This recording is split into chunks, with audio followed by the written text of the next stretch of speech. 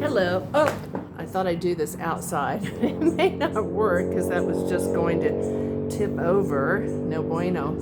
Oh my goodness. Sorry about that. Thought I'd do it outside because it's a gorgeous day. I don't look very clear, but that's okay with me. I need a new screensaver, and that might be why. But I wanted to give you my Ozempic Monjaro journey this week, and I finally got to meet with the nutritionist. So we'll jump right in. It was really interesting. I knew that I learned I'm not eating enough protein, which is not a surprise. And one of the big takeaways is, well, two big takeaways. One is we have pretty much switched from sugar. No sugar, pretty much with anything. And of course, I'm not making cakes and cookies, but no sugar drinks, no sugar, just no sugar. And we've been using stevia and monk fruit, which I thought was really good for you. And what she said, the nutritionist, and I did not know, and I want everybody listening to know, everybody, all the two of you, that when you have stevia, Splenda, monk fruit, the fake sugars, they are increasing your glucose. So you're not getting the calories that you normally would get from sugar, but you are getting the spike in your sugar. So that's no good, no good. And I cannot drink black coffee. And so I have eliminated coffee this week, which really, that was one of my non-negotiables, but my coffee also has cream in it, and that's not good. And then the fake sugar, and so I'm trying to switch to tea. I don't know how you Brits do it, but it's not quite the same. And I've got a lot of friends who drink it plain. That will never, ever be me. So I'm going to probably cut it out completely, and we'll go from there. My other takeaway is that as I'm trying to lose weight, I don't have to totally eliminate breads and, try to stay away from the bad carbohydrates. But I can have sourdough is better than wheat bread. And so I can have a little piece of sourdough with my breakfast, or what I like is tuna. And I can't eat tuna by itself, so I like it with bread. And she's like, that's okay, that's okay. Just a small piece, and try to eat sourdough over wheat because sourdough is better. That was a new revelation for me a couple weeks, thanks to Google Alexa. She probably just heard that. I took the Monjaro shot, so I've had a full week of it, and I'm almost into my second week of Monjaro. And I'm not down a lot. Somebody told me that you'll lose more weight with Monjaro than Ozempic because it's a triptide. It's something that has a little bit more than what the Ozempic has. At any rate, I'm down a little bit, and when I say a little bit, I'm going to say maybe 1-2 pounds. And I went off it for a couple weeks after I lost the a whole syringe of it on my floor. And so I'm kind of catching up from that. Good news is I didn't gain weight when I wasn't taking anything. And so the 1 week went great. I haven't had any side effects at all. A little bit of the nausea. All right, that's a side effect, but it's very, very little, not even noticeable. And so I can't even complain about it at all.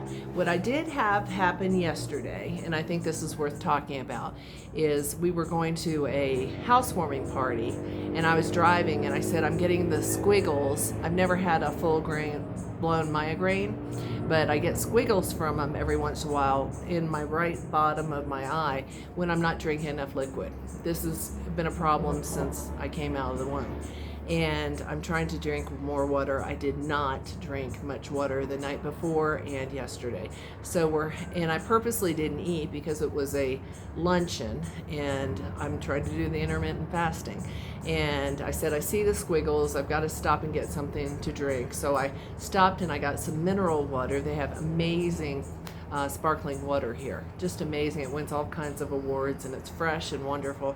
Well, you can't chug it. I can't chug it because it's bubbly. It's like chugging a beer or chugging a Coke. It just doesn't work. And so I'm trying to drink this. I'm burping like crazy. It's not, my pain is not going away, my eye thing.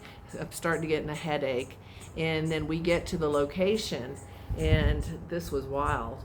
I parked the car and I look over to my husband and I tried to tell him what's going on, and I couldn't talk right. The words were not coming out. The words I wanted to say weren't coming out. I was having a hard time putting anything together. And that freaked me out, because that sounds like a stroke to me.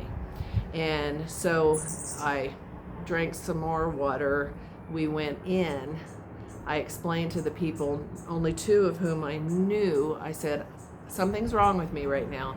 I've got to call my doctor. So I went in the bathroom, called my doctor. She did all these tests verbally. What's your name? What's your husband's name? What's your date of birth? Where do you live? And all that was fine. Oh, and then I also had tingling in my hands. And again, is that a sign of a heart attack? And it was specifically my right hand felt like ants were on it, and I hadn't done anything to pinch it. So I'm talking to her, and she said, it doesn't sound like you're having a heart attack. Do you have a droopy face? No. Can you talk? Yes. I can talk now. And I explained to her the symptoms, and I have some anti-anxiety medicine, and she said, you might want to take a half of one of those. And I very, very rarely take it because I have a tranquilo life. And she said, if it gets worse, you need to come into the ER. And I asked if they had a blood pressure cuff, and nobody did, because I wanted to check my blood pressure, and so did she. So anyways, I was fine at the rest of the party. I chugged 5 glasses of water while I was there over a couple hours, and my headache got worse because we had a hailstorm of all things. And I went home, went to bed, and woke up with a little bit of a headache today, but not bad. So I was talking to a friend of mine who's worked in the medical field, and she said, you need to go to the doctor because you may be having a TIA, which is a precursor for a stroke. And so I got on the phone with my doctor again, and I said, I need to make sure I'm not having a TIA, and that is like a mini stroke.